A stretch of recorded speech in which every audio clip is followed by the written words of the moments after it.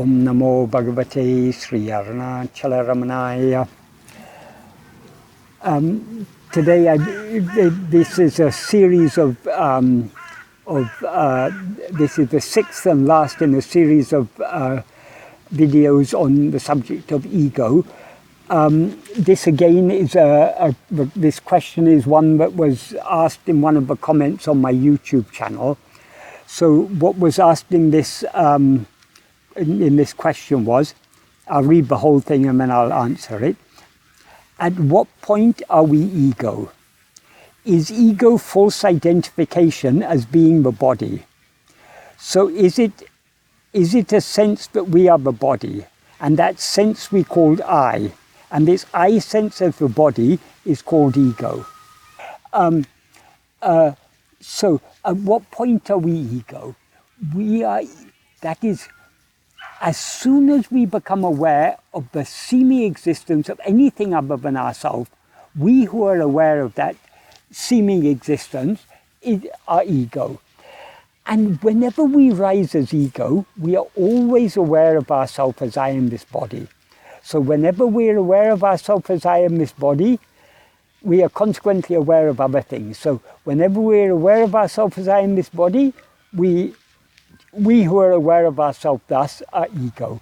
Whenever we're aware of the seeming existence of anything other than ourselves, we who are aware of that seeming existence of other things are ego. When we are not aware of anything other than ourselves, then we are not ego. Then we remain as we actually are. So in waking and dream, we're aware of ourselves as I am this body. We're consequently aware of ourselves, aware of the existence of seeming existence of other things. So what we seem to be in waking and dream is ego, the false awareness I am this body. In sleep, we do not rise as ego. We are consequently not aware of ourselves as I am this body, and we are consequently not aware of any other thing. So in sleep, we remain at the pure awareness that we actually are. In waking and dream, we rise and stand as ego and are consequently aware of the seeming existence of other things. So, but though we are in sleep, ego doesn't exist in sleep, but though it doesn't exist in sleep, it hasn't been destroyed. So sleep is what is called a state of manolaya. Manolaya means dissolution of mind, but a temporary dissolution. So as Bhagavan says in verse 13 of Upadesha Undiyar, dissolution, meaning dissolution of mind, dissolution is of two kinds, laya and nasa. What is dissolved in laya will rise again. If its form dies, it will not rise again. So what he means by that is, laya is a temporary state of dissolution. So when the mind or ego amount to the same in this context, when ego dissolves in laya, it doesn't exist, but it hasn't been destroyed, so it will rise again.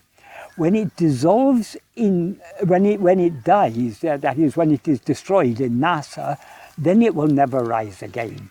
So all states in which the mind is absent, or ego is absent, are what are called manolaya. That includes sleep, general anesthesia, coma, nirvikalpa samadhi. All these are various states of dissolution of mind. The difference between one state of dissolution and another, actually in that state there is no difference. The reason why we talk about different states of dissolution, we give different names to different states of dissolution, is because of how they are brought about. Sleep is a dissolution of mind and ego, but is brought about by tiredness. When we're too tired to continue rising as ego and projecting this world, we stop projecting, we cease grasping things other than ourselves, and so we subside in sleep. The state of general anesthesia is a state that is brought about by certain drugs, certain anesthetic drugs, make ego subside, and so ego is separated from the body. And so in that state there's no ego, because ego without body is not ego at all. It doesn't exist without grasping a body as itself. Coma is when, due to some injury to the head or something, or some sort of injury, we can go into coma. We can go into coma because of an injury to the head, or possibly because of an overdose of drugs or something. People go into coma. So that is due to some brain damage or something. People are in, I mean, ego is dissolved in coma.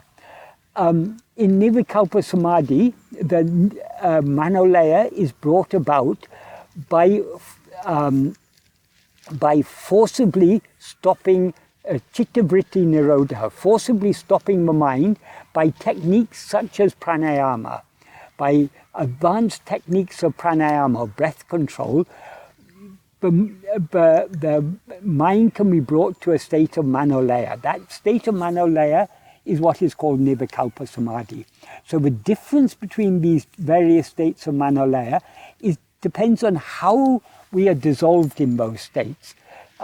What causes us to dissolve in those states.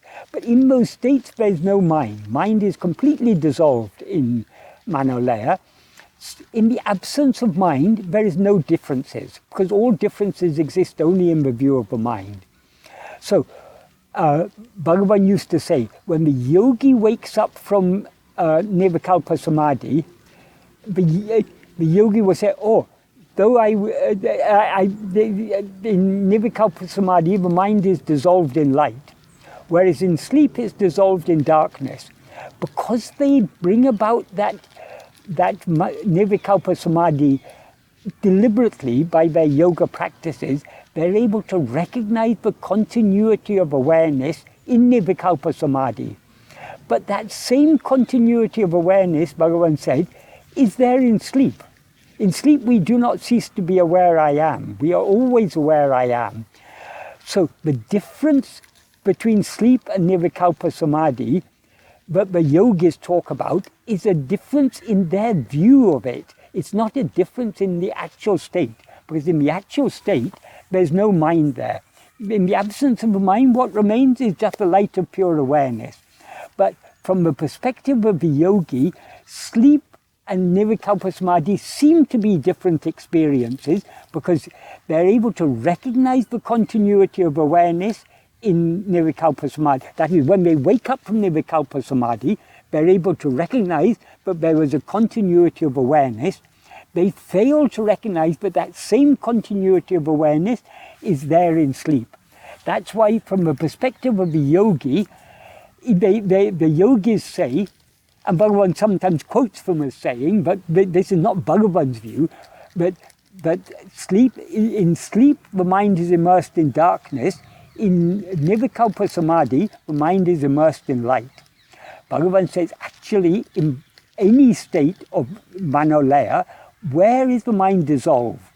That is, Manolaya means a temporary dissolution of mind. When the mind is dissolved, where can it be dissolved? It can only be dissolved in the light of pure awareness. It can't be dissolved anywhere else.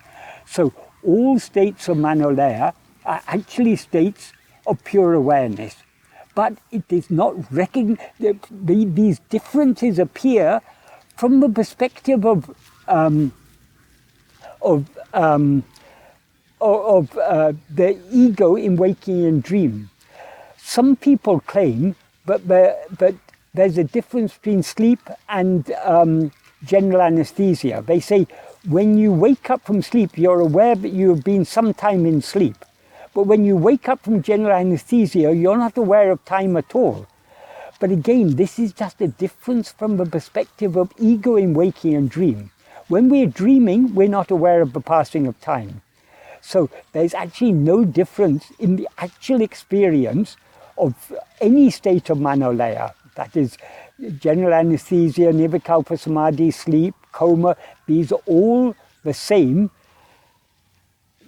when you're in that state. When we rise from that state, when ego rises again from that state, ego wasn't present in that state, but when it rises again, it may seem to us as ego, but there's a difference between general anesthesia and sleep, or between nirvikalpa samadhi and sleep. But these differences are only from a perspective of ego. So I've slightly diverged away from this question, but this is just to clarify. Any state in which we are not aware of anything other than ourselves is a state of manolaya.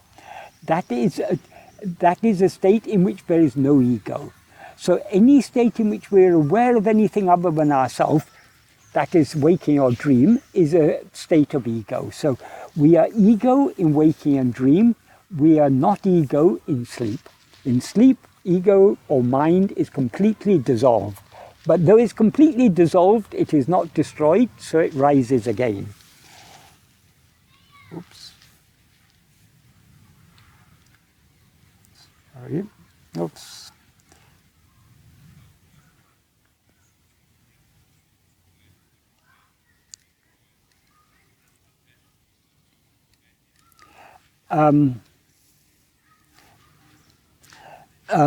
So that's my answer to the first point, to the first question. At what point are we ego?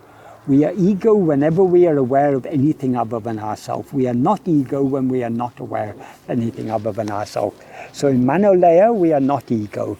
In waking and dream, we are ego. And then the next question is ego false identification as being the body? Yes. As ego, we are always aware of that is in all three states, in waking, dream, and sleep. At all times and in all states, we are always aware of our own existence. In other words, we're aware, I am. But the difference between waking and dream on the one hand and states of manolaya on the other hand is that in waking and dream, we are aware I am, but we are not aware just I am. We are aware I am this body. That is, I am is our existence. I am this body is a false identification. So we superimpose upon our existence, the pure I am, this false identification, I am this body. So that which is aware of itself as I am this body is ego.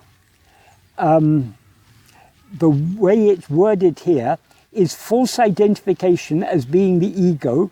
Is ego false identification as being the body? Yes. Ego is that false awareness that is aware of itself as I am this body. So that false identification, that is ego. In other words, that which identifies itself as I am this body, that is ego. That is what's meant by identification. And then the next question is, so is it a sense that we are the body? We can call it a sense, but I think it's sense is a little bit, a sense, it tends to imply something that you sense. It tends to imply something objective, sense or feeling. These words tend to, I have a feeling, it's something that, a feeling is something that we know, a sense is something that we know.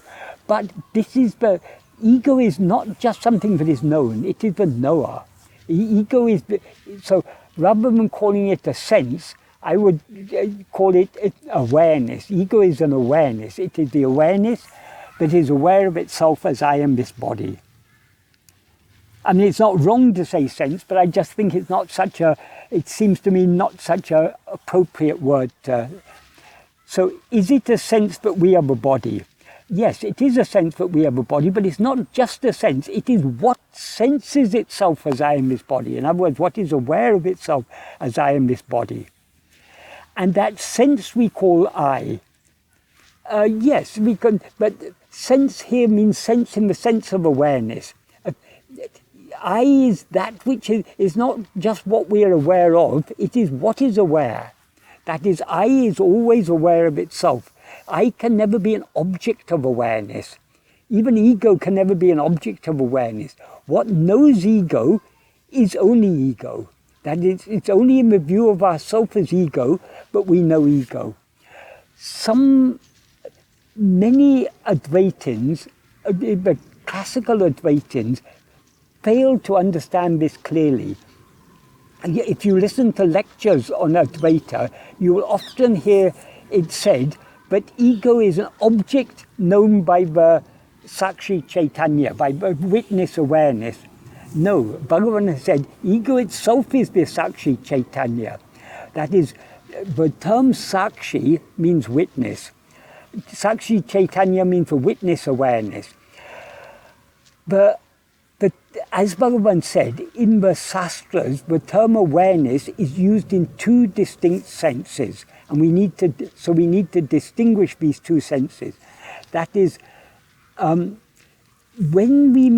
the term witness is used in the sense of what knows anything other than itself, then that witness is ego. So the Sakshi Chaitanya that knows the existence of other things is only ego.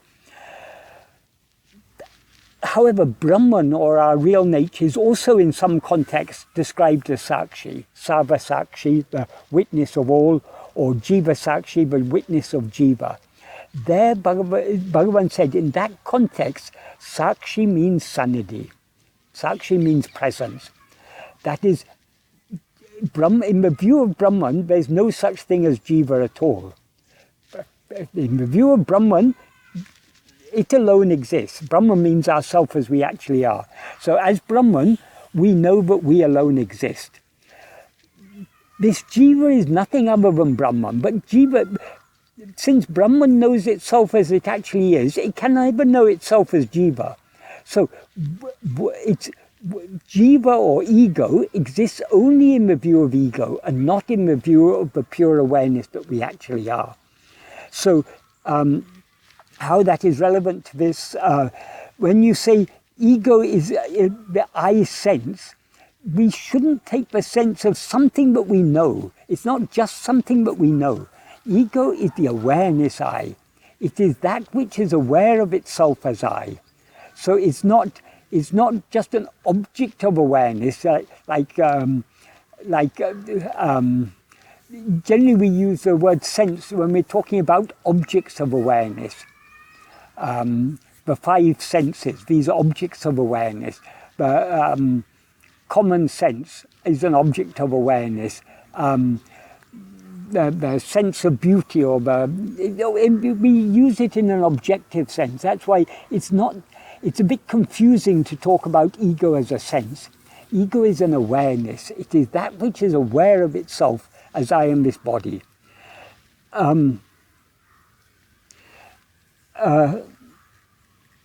So it is not wrong to say sense, but it's not so clear. It can lead to misunderstanding when we talk about ego being a sense or ego being a feeling, particularly a feeling, because a feeling is something that is felt. But ego is not only what is felt, it is what is feeling. It is what is aware. So that's why Bhagavan described it as the awareness, I am this body, or the thought, I am this body. But though he described it as a thought, it's a thought, he clarified, but it's a thought unlike any other thought, because all other thoughts are jada. They're devoid of awareness. Whereas ego is the only thought that is endowed with awareness, because ego is chit jada granti. It is not formed by the entanglement of awareness and non-awareness. The awareness is I am, but non-awareness of jada is this body and mind that we take to be ourself. As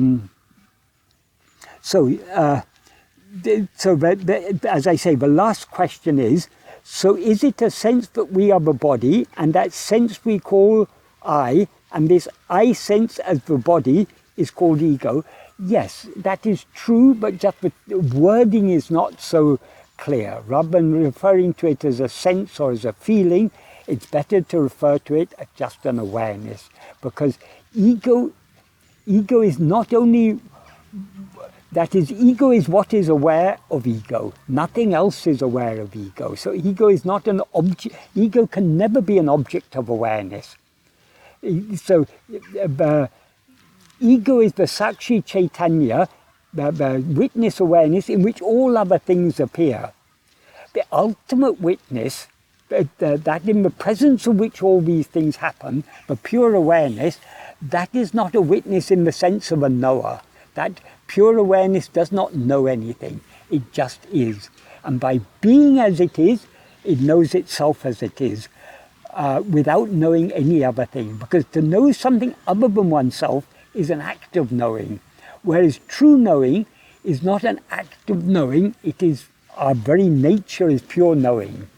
So knowing is our very nature. We know ourselves just by being ourselves. Knowing anything other than ourselves is not true knowing. Knowing ourselves alone is true knowing. And knowing ourselves is not a knowing like any other form of knowing. We know ourselves just by being ourselves. So ego is the knower of all other things. So long as we know anything other than ourselves, we are ego. When we know ourself alone, we are not ego. So we are not ego in Manolaya, and we are not ego in Manonasa. Manonasa means the permanent dissolution of ego. So in Manolaya and Manonasa, we are not ego. In waking and dream, we are ego. Because in waking and dream, we're aware of ourself as I in this body, and consequently we're aware of other things. In Manolaya, sleep, Nirvikalpa Samadhi and other such states, we are not aware of the body, so we're not aware of ourselves as I in this body, so we're not aware of anything else. So I hope this helps to clarify a little bit more about the nature of ego. And so this is the concluding video on answering these questions on ego. So I think we've covered quite a broad range of what Bhagavan has clarified about the nature of ego in these 6 videos. Om Namo Bhagavate Sri Arunachala Ramanaya.